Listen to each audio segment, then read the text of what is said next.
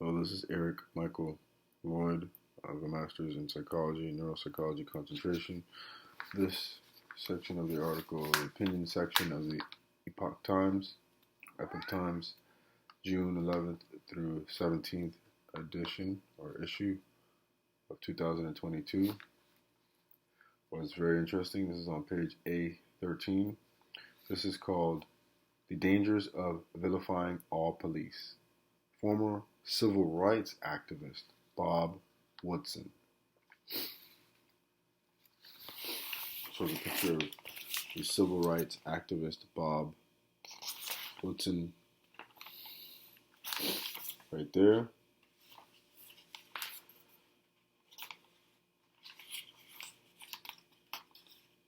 He's the founder and president of the Woodson Center in Washington. This was on February 18th of 2020. A picture was taken. This article was written by Jan Jekielek Irene Luo. The people condemning law enforcement in America and advocating for the defunding of police are not the ones who will have to face the deadly results of the proposals, says former civil rights activist Bob Woodson. Let's do a survey of these communities where crime is the highest and find out what the people there want.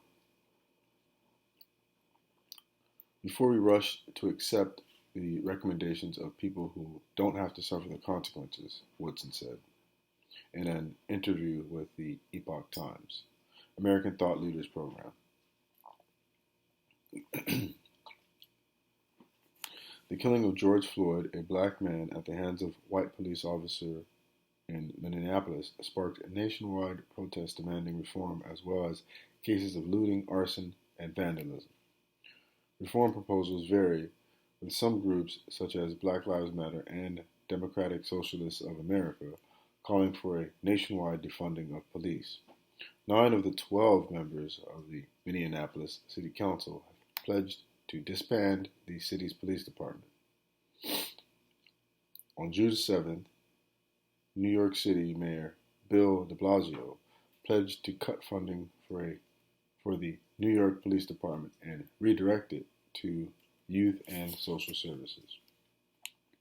But there is little evidence of racial discrimination in police use of deadly force, according to a 2019 study in the Proceedings of the National Academy of Sciences and a 2015 Justice Department study of the Philadelphia Police Department. In Woodson's view, crime will likely increase even without funding cuts, because vilification of the police as agents of white suppression makes them more reluctant to enforce the law.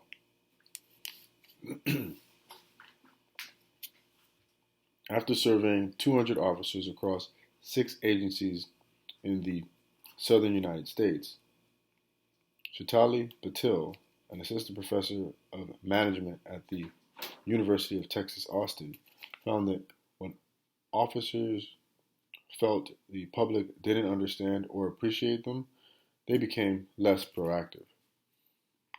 The result is more blacks being killed by other blacks, Woodson said.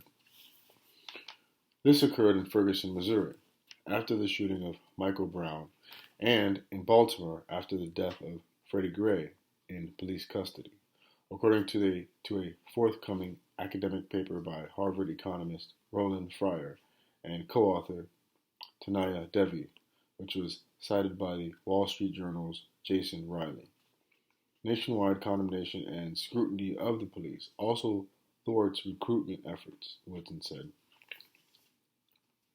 A 2019 survey by the Police Executive Research Forum highlighted a workforce crisis, with law enforcement unable to recruit new officers or retain the ones they have. 63% of respondents reported a decrease in people applying to become police officers compared to 5 years ago. 63% of respondents reported a decrease. Well, in some cities, the police are unable to respond. appropriately to 911 calls because they don't have enough officers to cover it, Woodson said. The mantra of institutional racism. People are using the tragic killing of George Floyd at the hands of police to justify a full-scale assault on the fundamental values of America, Woodson said. Their position is that slavery has not ended. It's just evolved from de jure to institutional racism, Woodson said. A key proponent of this stance is the New York Times Magazine's 1619 Project, which argues that out of slavery and the anti-black racism it required grew nearly everything that has truly made America exceptional. The mantra of institutional racism has morphed into an orthodoxy like communism, Woodson said. Are you a supporter of the party or not? It's really sweeping the nation like a virus. This is our second pandemic in recent days. They are preying on the guilt of white Americans. Corporations are pouring money into race grievance organizations, Woodson said. Mark Zuckerberg announced Facebook will donate $10 million to groups working on racial justice. Uber pledged $1 million for the Equal Justice Initiative and the Center for Policing Equity. Many celebrities have donated to organizations like the Minnesota Freedom Fund, which posts bail for arrested protesters. People are afraid to challenge this orthodoxy, but challenge it, we must, because it is really harming the very people whose name it's being evoked. That is, low-income blacks, Woodson said. An internal crisis. The narrative of institutional racism incapacitates black Americans from taking control of their future and uplifting themselves through resilience and self-discipline, Woodson said. Nothing is more lethal to provide a convenient excuse for someone's failure, to say to them, you are not responsible, he said. In Woodson's view, Black America is suffering from an internal crisis with 70% of black children born out of wedlock, as a rampant drug use and crime in many low-income communities, as well as rampant drug use and crime in many low-income communities. These maladies cannot be conveniently explained by the shadow of slavery. Even though we're only 13% of the population, we contribute 50% of all murders that occur, Woodson said. 50% of all murders that occur, 13% of the population. Woodson carries with him a photo of Layla Peterson, a 5-year-old girl who was sitting on her grandmother's lap watching television when she was shot in the head. In St. Louis, between May and September 2019, 18 children under the age of 16 were killed by gun violence, and only one arrest was effected because of the distrust with the police, Woodson said. The mantra of institutional racism has morphed into an orthodoxy like communism, by Bob Woodson, former civil rights activist. Real solutions. Woodson founded the Woodson Center in 1981 to work with grassroots leaders to uplift people in the worst circumstances. As he told the Epoch Times in a previous interview, if we say that 70% of families in these low-income, drug-infested neighborhoods are raising children that are troubled, it means that 30% are not. We go into the homes of the 30% to try to find out what's the secret of how they were able to thrive and to progress in the presence of this dysfunctional community.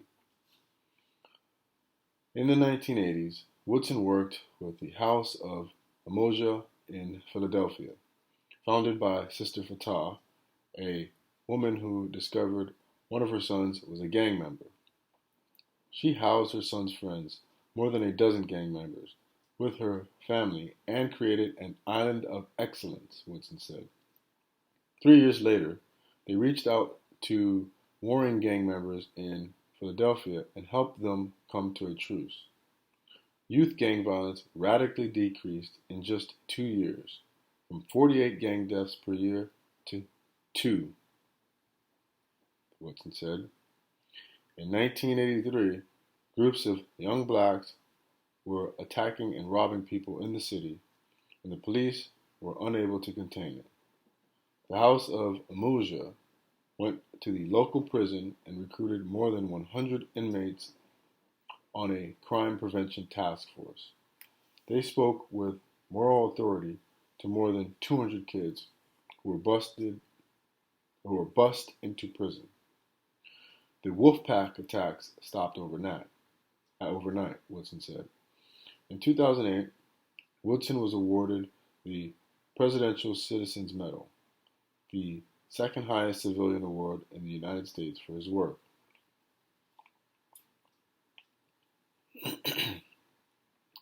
Many of the grassroots leaders Woodson works with are ex-offenders, but they were able to uplift themselves by embracing the virtues of our founders of self-determination, of resilience, of triumph in the face of despair, Woodson said.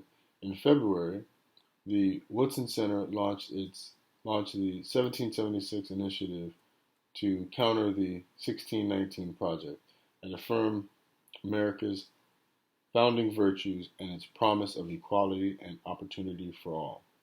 We will continue to teach our children that they live in a nation that's hostile to their future. No, will we continue to teach our children that they live in a nation that's hostile to their future, Woodson asked.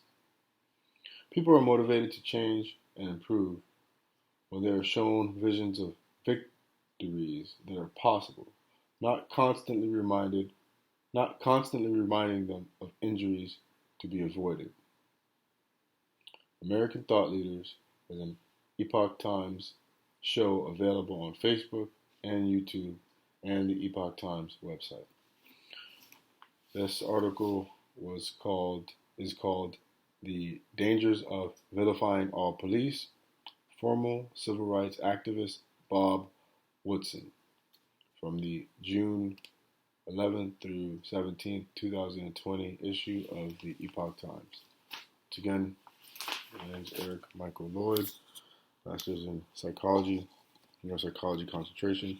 Thank you for your time.